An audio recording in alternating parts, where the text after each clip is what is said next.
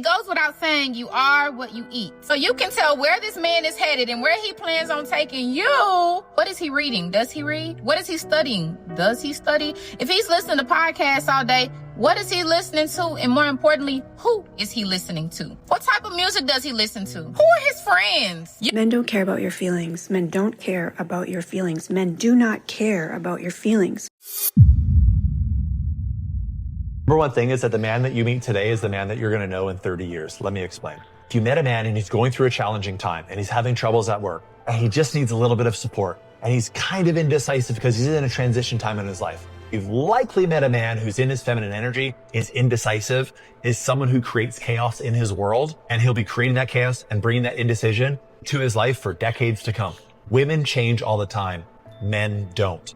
So if you don't like the exact phase that he's in right now, when you meet him, you don't like the stress that he's got from work, if you don't like the chaos that's surrounding him, if you don't think you're going to like those things in the long term, do not be with this guy in the short term. Dating apps are for men who can't do that in real life. So they're on the apps looking for a hot chick, but the chicks on there that are hot still won't give them a chance. So they say yes to maybe a less attractive girl. Now they don't like the girls on the dating apps. I'm so sorry. They don't. So they give you half-ass, a lot of talk, a lot of manipulative words because they're like, I need to F something. They're not looking for an emotional connection. They're not looking for that. Now, if they are looking for a wife and a partner or settling down, that's even worse because they're looking for a woman to use for the rest of their life as a nurse and a housewife and a cleaner and an organizer. I don't give a fuck what no grown man on this app said. They're lying their ass off. If your man likes you, you're in a relationship together, you, boyfriend, girlfriend, and he likes you, keyword likes you, he's going to do whatever you say. He's going to do whatever you tell him. He's going to move when you move. I don't give a fuck how broke he is. If he going to make the motherfucking trees shake into some dollar bills fall off. And that's if he likes you. Oh, no, that's just how Jay is. That's how he act. No, that's not how Jay act. That's how Jay act with you because Jay don't fucking like you. 1, you can't fix him. You can't help him. You can't change him. If he ain't doing it for himself, you're only going to end up mothering him. Number 2, a man's future is hiding in his routines. Look at his friends, look at his habits, look what he does in his spare time. That's your forecast. Telling you ladies, you do not always have to hop in the car with a man to see where he's headed. His daily habits, we love to text, okay? See what he's doing throughout his day. See what he's doing in the span of 7 days. Because he can't love you more than he loves himself. He can't want more for you than he wants for himself. Men don't actually even like women. Like, they want to use us. They like what we give them. They like what they get from us. Big love is a fucking myth, a joke, a farce. We were sold a lie from a very, very young age, and that's what we've all bought into. It doesn't exist.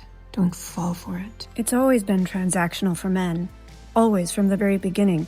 I don't see any reason why we should feel any guilt for it being transactional for us. We should get what we can get from the men. We should use them for what they are good for. Men are driven by their lust for women and their need for approval from other men. That's it. That's it. Listen to what he says, but watch what he does. You see, a man shows their true intentions through their actions, through their patterns, and through their consistency, not their words.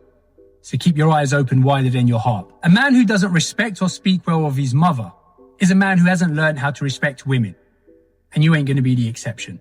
A man without purpose is a dangerous man because he'll look to you for meaning and direction. And when you can't fill that void for him, Men have no concept of a league. Like, according to them, every woman, no matter how attractive and successful and rich and well-educated she is, they genuinely, in their brain, think that they have a shot with her. Like, when my girlfriends and I look at good-looking men, we're still rooted in reality. Like, we wouldn't really approach a guy that we think is so much better than us because there's just no need. Like, we understand leagues. But my guy friends, the kind of women that they set their eyes on, like, I've looked at them and I've asked, this is a woman that you're going after? Like, you genuinely think you guys have a shot? And they're like, yeah, why not? If you ask any man this question, I promise it tells you so much that you need to know about them, whether they're like a misogynist, if they respect women or not. It's a very simple question. If I put makeup on you, like, what would you do? How would you react? Like, would you be okay if I like put makeup on you? His response, if he responds like positively to that, And he's like, oh, okay, yeah. I mean, if it's like, if we're just at home and you want to put makeup on me, sure, like that's totally fine. Or if he has more of an enthusiastic response to that, right? But if he straight up is just like, no, I'm not putting makeup on me. Like, that man who is like negatively reacting to that, he, number one, does not respect women wholeheartedly. I promise you that. Number two, he's totally like misogynistic. Sorry, maybe lightly misogynistic, or he's also not comfortable in his masculinity. I promise you that will show so much about him if you ask that simple question. Recently, one of my guy friends actually told me this girl wanted to take him home. Like, this woman is literally ghosting him, and he's telling me with full confidence that she wants him back. Thing that a nice guy does is for you. It's for themselves and themselves only. It is for their own validation. It is only for them to be seen as a different guy. These ones just happen to be socially aware and very well packaged. So the rule that I follow now is that no matter how nice a guy is to me as a friend, I don't give a shit. I'm only gonna judge a man based on how well he treats his girlfriends and his wife. That's all I give a shit about, because these men are so good at acting like they're hidden gems. They just know how to put on a good facade, and that's about it. To manipulate, you have to deeply understand. So they understand your emotions. They just don't care. They want what they want.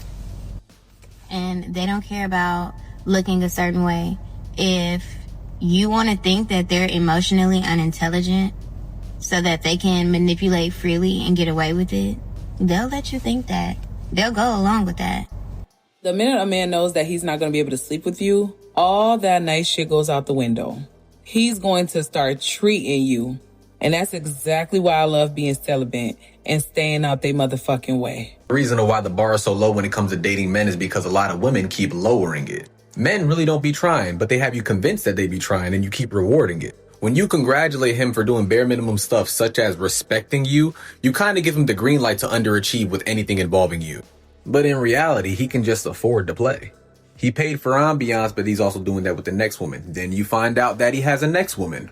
And now you're probably asking yourself, damn, why would he waste my time and his own time if he had another girl? Simple, he can afford to play. Do you understand what I'm saying here? Some of the things you congratulate and praise are bare minimum things that he can do easily. Some people wouldn't consider that a bare minimum thing, but when you look at it, it took him minimal effort to do it. And you displayed that it took minimal effort to obtain you. You displayed a bunch of stuff that you value. You displayed how you wanted to be taken out, and he just threw a bunch of shit at your face like, here. Literally has zero to do with the initiative of getting to know you as a person.